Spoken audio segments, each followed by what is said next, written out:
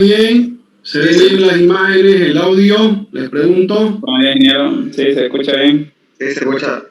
Ya, entonces he tenido un pequeño problemita después de la primera clase por el tema del internet. Aquí en la zona está a veces inestable.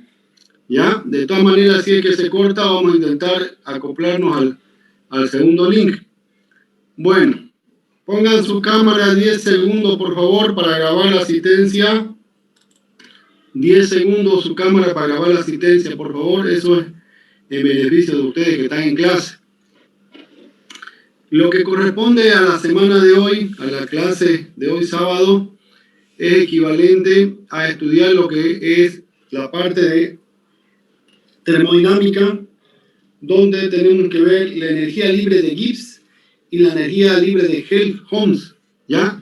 Entonces, son dos tipos de energía que son bastante similares en su forma de trabajar, pero que tienen características propias, ya que la termodinámica se trabaja y se analiza en función a un sistema termodinámico, que puede ser cerrado, aislado o abierto.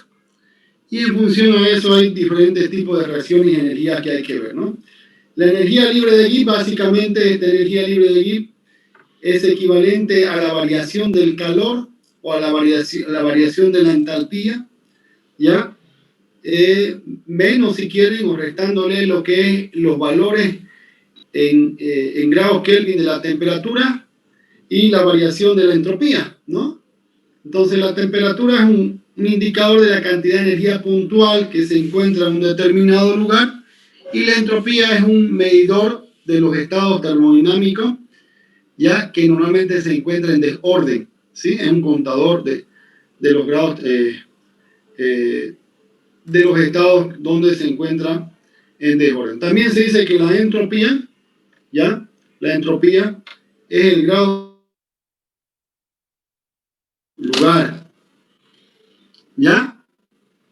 Y la energía de Helmholtz es equivalente a la energía interna puntual menos la temperatura por la entropía. Entonces son dos ecuaciones similares y formas de trabajar análogas, pero que cada una tiene sus propias características. Entonces vamos a empezar viendo este pequeño video para que ustedes puedan tener la inducción y la introducción a lo que corresponde. Y si alguien tiene alguna sugerencia o alguna pregunta, la puede hacer, ¿ya? Por favor. Si es mejor para ustedes apagar su cámara, no hay ningún problema, ¿ya? Empezamos enseguida, creo que ya están todos los compañeros.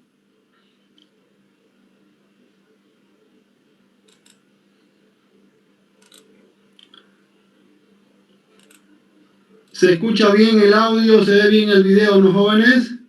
¿O qué dicen? Sí, ingeniero. Ya, adelante entonces. Bienvenido a un video de físico-química, donde trataremos los temas de espontaneidad y energía libre de Gibbs. Con ustedes, Valdez González, estudiante de físico-química de la Universidad de La Guajira. Para el entendimiento y comprensión de estos dos temas fundamentales en la físico-química, analizaremos 4 puntos. El primero será la explicación desde un punto de vista termodinámico de la energía libre de Gibbs. Segundo será qué relación existe entre entalpía, entropía y energía libre de Gibbs. Tercero, procesos espontáneos, no espontáneos y en equilibrio. Y cuarto, será constante de equilibrio y su interpretación desde un punto de vista termodinámico. El pionero de la energía de Gibbs fue el físico estadounidense Joseph Willard Gibbs, quien aportó con la fundación teórica de la termodinámica estudios acerca de las variables involucradas en una reacción química: temperatura, presión, energía, volumen y entropía, la cual uniría una ecuación de primer orden que se denominó regla de fases y más adelante se llamó ecuación de Gibbs. Asimismo, recordamos de que la energía libre de Gibbs es una función de estado, una propiedad extensiva que se expresa en unidad Joules. La energía libre relaciona la tendencia de un sistema físico o químico a reaccionar ante cambios de entropía, energía y temperatura. La energía libre de Gibbs se emplea en química para explicar si una reacción sucederá de manera espontánea o no. Dicho esto, Para calcular la energía libre de Gibbs se puede fundamentar en el aumento o la disminución de la entropía asociada con la reacción y la suma de calor requerida o liberada por la misma. Esta energía se representa con la letra G, como la podemos ver en la fórmula. Vemos delta de G igual delta de H menos T delta de S. Recordemos que T es temperatura absoluta, H es entalpía y S es entropía. Al momento de hallar la energía de Gibbs, es importante considerar que cuando es negativo el proceso es espontáneo y cuando es positivo el proceso no es espontáneo. Y cuando el proceso es igual a cero, quiere decir que está en equilibrio. Para esto debemos recordar el significado de las palabras exotérmico y endotérmico. La primera significa desprendimiento de energía y endotérmico significa absorción de energía. Cuando delta de H, entalpía, es negativo, el proceso es exotérmico. Y cuando es positivo, el proceso es endotérmico. Asimismo, cuando delta de S, entropía, es negativo, el proceso transcurre con disminución del desorden. Cuando es positivo, el proceso transcurre con aumento del desorden. Debido a esto, cuando la presión y la temperatura son constantes, podemos determinar la espontaneidad de un proceso solamente en términos de las propiedades termodinámicas en cuanto a energía libre. En este nuevo apartado trataremos el tema de entropía. ¿Qué es entropía? La entropía es una magnitud física que mediante cálculo permite determinar la parte de la energía que no puede utilizarse para producir trabajo. Es una función de estado de carácter extensivo y su valor en un sistema aislado crece en el transcurso de un proceso que se dé de forma natural. La entropía describe lo irreversible de los sistemas termodinámicos. La función termodinámica de entropía es central para la segunda ley de la termodinámica. La entropía puede interpretarse como una medida de la distribución aleatoria de un sistema. De hecho, se dice que un sistema altamente distribuido al azar tiene alta entropía. Un sistema en una condición improbable tendrá una tendencia natural a reorganizarse a una condición más probable, similar a una distribución al azar. Reorganización que dará como resultado un aumento de la entropía. La entropía alcanzará un máximo cuando el sistema se acerque al equilibrio y entonces se alcanzará la configuración de mayor probabilidad. Cabe destacar que una magnitud es una función de estado si y solo si su cambio de valor entre dos estados es independiente del proceso seguido para llegar de un estado a otro. Esa caracterización de función de estado es fundamental a la hora de definir la variación de entropía. En la parte inferior de la diapositiva encontramos la fórmula de entropía, que es ds igual dq sobre t. De todo lo que he mencionado, podemos simplificar de que la entropía es la medida del desorden a nivel microscópico de un sistema. Cuanto mayor es el grado de desorden de las partículas que forman un sistema, mayor entropía y mayor probabilidad de que el sistema se encuentre en ese estado. Ahí lo podemos ver en la gráfica, en la imagen, que en la parte derecha se encuentra en cuanto a su estado más organizados, más estructurados, y en la parte izquierda se encuentra el desorden, a lo que hace similitud lo que acaba de mencionar. Teniendo en cuenta de que ya tenemos una información sobre qué es energía libre de Gibbs y entropía, podemos relacionar la entalpía, la entropía y la energía libre de Gibbs. Antes que eso, entendamos por entalpía la medida de la cantidad de energía absorbida o cedida por un sistema termodinámico. Es decir, la cantidad de energía que un sistema puede intercambiar con su entorno. La entalpía se simboliza con la letra H. Es una función de estado, la cual quiere decir que su variación solo depende de los estados inicial y final. Dado que el calor no es una función de estado, suele medirse a volumen y presión constante. De acuerdo a los tres conceptos estudiados, que fueron entalpía, entropía y energía libre, podemos decir que la relación que existe es en la cantidad de energía que se produce al realizar un trabajo, una. La segunda es la dirección de la reacción química. La tercera es la composición del equilibrio. La cuarta es la cantidad de trabajo desarrollado. Y la última es el proceso de espontaneidad de los procesos químicos. Bueno, el tercer punto que nos corresponde tratar es la espontaneidad. ¿Qué es la espontaneidad? Un proceso es espontáneo cuando tiende a dispersar la energía. Este se dará en toda su extensión hasta que alcance un equilibrio con su entorno, que puede corresponder con la desaparición total de los reactivos, y dicho proceso es irreversible a menos que haya un aporte externo de energía. Cabe destacar que la espontaneidad de un proceso está relacionada con la variación de energía libre. Será espontáneo cuando dicha variación sea negativa. La energía libre de Gibbs gobierna los procesos químicos a temperatura y presión constantes. Para justificar la espontaneidad o no de los procesos, debemos conocer el signo de la variación de la entropía en función de si aumenta el desorden o disminuye, y relacionarlo con el signo de la variación de entalpía mediante la ecuación delta de G igual delta de H menos T por delta de S, que es la ecuación de energía libre de Gibbs. Un proceso será espontáneo si T delta de S es mayor que T delta de H, y un proceso no será espontáneo siempre y cuando ocurra lo inverso. Ahora, en cuanto a la espontaneidad y equilibrio, podemos decir de que a temperatura y presión constante la dirección del cambio espontáneo es hacia la energía libre más baja, y el estado de equilibrio de un sistema corresponde al punto más bajo de la curva. Es decir, cuando estos dos bajan, ocurre una disminución de la energía, que es donde se obtiene un equilibrio.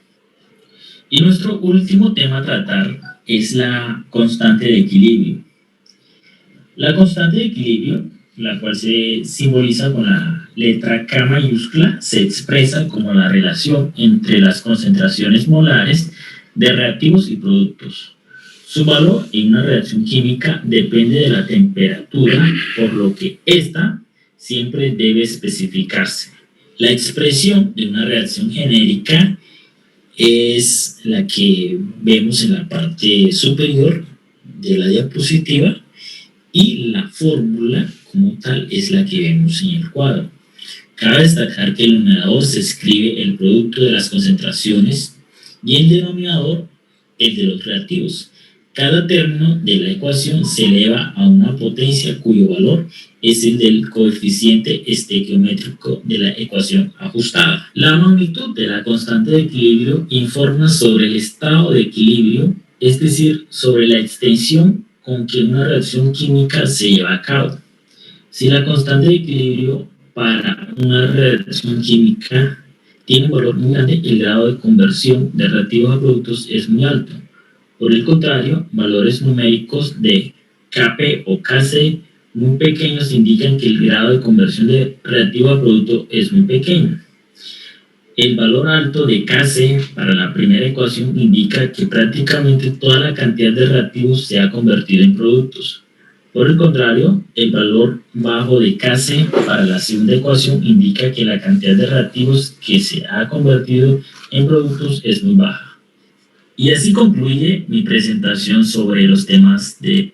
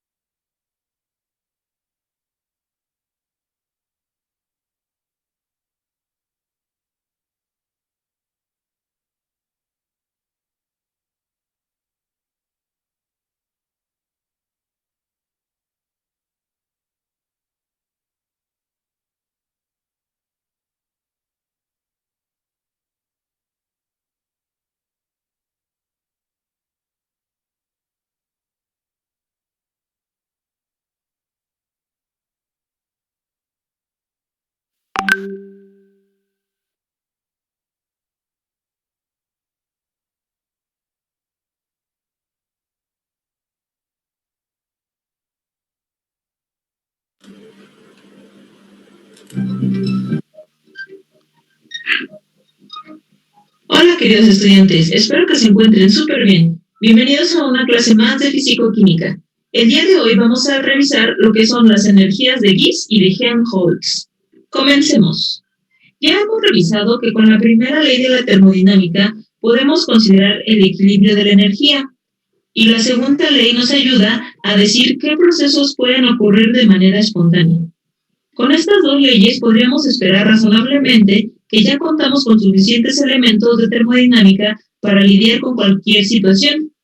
Aunque en principio esta expectativa es válida, en la práctica las ecuaciones que hemos derivado hasta el momento no son las más convenientes para esto. Por ejemplo, para utilizar la ecuación de la segunda ley desarrollada en los videos anteriores, debemos calcular el cambio de entropía tanto en el sistema como en los alrededores. Debido a que por lo general solo estamos interesados en lo que sucede dentro del sistema y no lo que ocurre en los eventos externos, sería más sencillo si pudiéramos establecer criterios para el equilibrio y la espontaneidad en términos del cambio de alguna función termodinámica del sistema y no solo de todo el universo, como para la delta S del universo que vimos en el video pasado. Veamos la siguiente consideración. Digamos que un sistema se encuentra en equilibrio térmico con sus alrededores a una temperatura T. Y un proceso que ocurre dentro de este sistema produce la transferencia de una cantidad infinitesimal de calor, que llamaremos la diferencial de Q, del sistema hacia los alrededores. Por lo tanto, menos la diferencial de Q del sistema va a ser igual a la diferencial de Q de los alrededores. El cambio total de entropía entonces sería igual a la diferencial de la entropía del universo va a ser igual a la diferencial de la entropía del sistema más la diferencial de la entropía de los alrededores.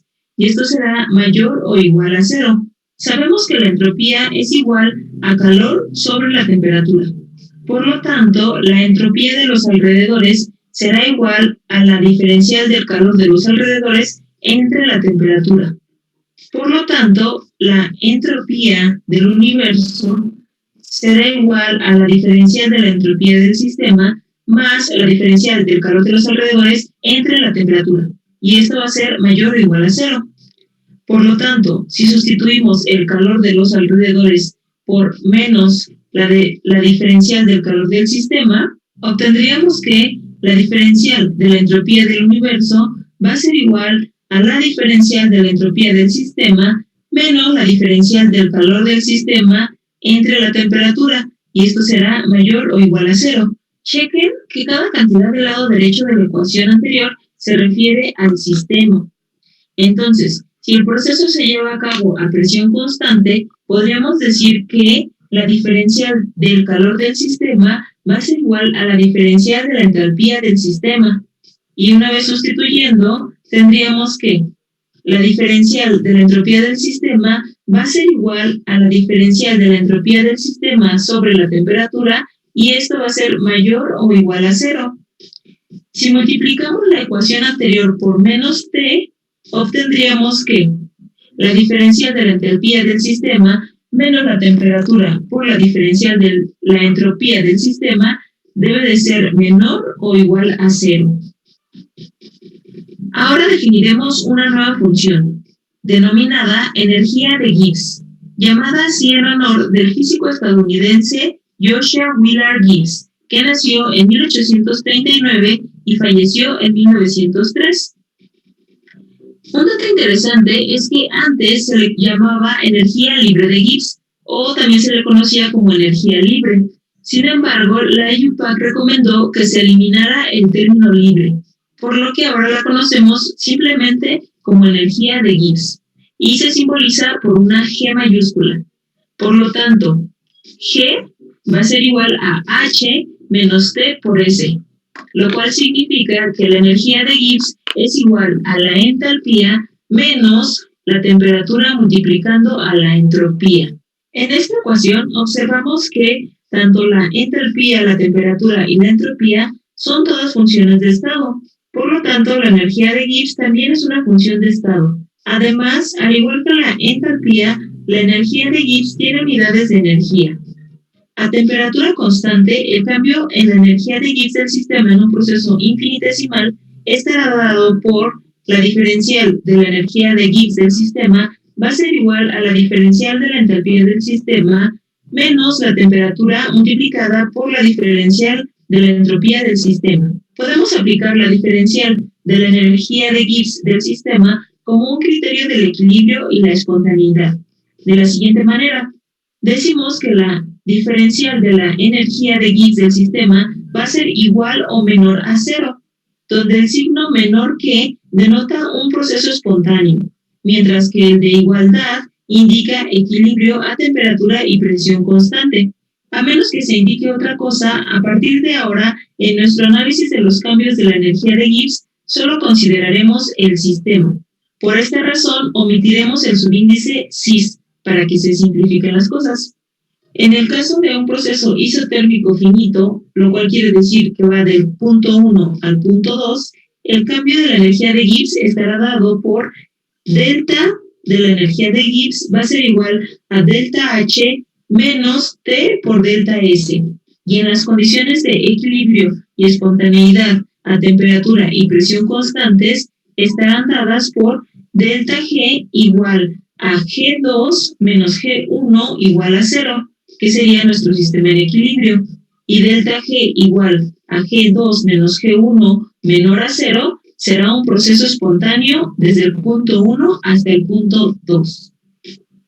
Si delta G es negativo, se dice que el proceso es exergónico, que proviene de la palabra griega que significa productor de trabajo. Si es positivo, el proceso es endergónico, que quiere decir consumidor de trabajo. Tomen en cuenta que esta ecuación se utiliza solamente si el proceso se lleva a cabo a presión y temperatura constante. La energía de Gibbs es útil porque incorpora la entalpía y la entropía. En algunas reacciones, la contribución de la entalpía y de la entropía se refuerzan una a la otra. Por ejemplo, si delta H es negativo, que sería una reacción exotérmica, y delta S es positivo, que sería un mayor desorden, entonces delta H menos T delta S, que vendría siendo la energía de Gibbs o delta G, es una cantidad negativa y el proceso se ve favorecido de izquierda a derecha. En otras reacciones, la entalpía y la entropía pueden trabajar en contra una de la otra, es decir, que delta H y menos T delta S tienen diferentes signos. En estos casos, el signo de delta G se determina por las magnitudes de delta H y T delta S. Si delta H es mucho mayor que T delta S, entonces se dice que la reacción está regulada por la entalpía, porque el signo de delta G lo determina delta H de manera predominante. Por el contrario, si T delta S es mucho mayor que delta H, entonces el proceso es regulado por la entropía. En la siguiente tabla se muestra cómo afectan los valores positivos y negativos de delta H y delta S a delta G a diferentes temperaturas. Esta tabla nos dice que si delta H es positivo y delta S es positivo, delta G será positivo a bajas temperaturas, negativo a altas temperaturas, y la reacción será espontánea en la dirección hacia adelante a altas temperaturas y en la dirección inversa a bajas temperaturas. Cuando delta H es positivo y delta S es negativo, delta G será positivo a todas las temperaturas. Será una reacción espontánea en la dirección inversa a todas las temperaturas. Cuando delta H es negativo y delta S es positivo, delta G será negativo a todas las temperaturas y será una reacción espontánea en la dirección hacia adelante a todas las temperaturas. Y finalmente, cuando delta H es negativo y delta S es negativo, delta G será negativo a bajas temperaturas, positivo a altas temperaturas, y la reacción será espontánea a bajas temperaturas y tiende a invertirse a altas temperaturas. Una función termodinámica similar se puede derivar de procesos en los que se mantienen constantes la temperatura y el volumen. Esta función es la energía de Helmholtz, en honor del fisiólogo y físico alemán Hermann Ludwig Helmholtz, que nació en 1821 y falleció en 1894, y que se simboliza por una A mayúscula, y se define como A es igual a U menos T por S. O sea, la energía de Helmholtz es igual a la energía interna menos la temperatura que multiplica a la entropía, donde todos los términos se refieren al sistema. Al igual que la energía de Gibbs, la energía de Helmholtz es una función de estado y tiene unidades de energía. Siguiendo el mismo procedimiento que usamos para la energía de Gibbs, podemos demostrar que a temperatura y volumen constantes, los criterios del equilibrio y la espontaneidad están dados por la diferencial de A del sistema será menor o igual a 0. Omitiendo el subíndice para sistema, tenemos en el caso de un proceso finito que delta A es igual a delta U menos T por delta S. Las ecuaciones para la energía de Gibbs y de Helmholtz nos proporcionan criterios extremadamente útiles para tratar con la dirección de los cambios espontáneos y la naturaleza de los equilibrios químicos y físicos. Además, estas funciones termodinámicas nos permiten determinar la cantidad de trabajo que se puede efectuar en un proceso dado. Veamos el siguiente problema, que nos pide considerar el metabolismo de la glucosa, el cual se convierte en agua y dióxido de carbono a 25 grados centígrados. Nos dice que al quemar 1 gramo de glucosa se obtienen los siguientes cambios en las mediciones calorimétricas. Recuerden que el calorímetro se lleva a cabo las mediciones a volumen constante. Y nos dice que delta U es igual a menos 2801.3 kilojoules sobre mol y que el delta S es igual a 260.7 joule sobre mol Kelvin. Y nos pregunta, ¿qué cantidad del cambio de energía se puede extraer como trabajo? Como el proceso se lleva a volumen constante, la energía que vamos a calcular es la de Helmholtz, utilizando la ecuación que nos dice que delta A es igual a delta U menos T por delta S. Y esto va a ser igual a menos 2801.3 kilojoules sobre mol menos 298 Kelvin por 0.2607 kilojoules sobre mol Kelvin, ya que los convertimos a kilojoules. Y esto nos queda igual a menos 2.879 kilojoules sobre mol. Este resultado demuestra que el trabajo máximo que se puede obtener en teoría de la descomposición biológica de la glucosa, que es 2.879 kilojoules sobre mol, es en realidad mayor que el cambio de energía interna, que vienen siendo 2.801.3 kilojoules sobre mol. Esto es debido a que el proceso va acompañado de un incremento de entropía, que contribuye a este trabajo máximo.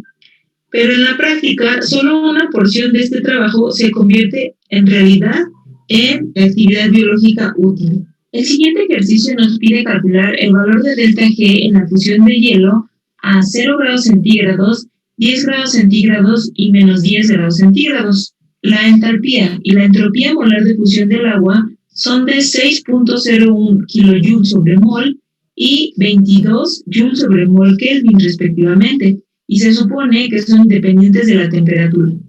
Para los tres casos vamos a necesitar la fórmula de delta G es igual a delta H menos T por delta S.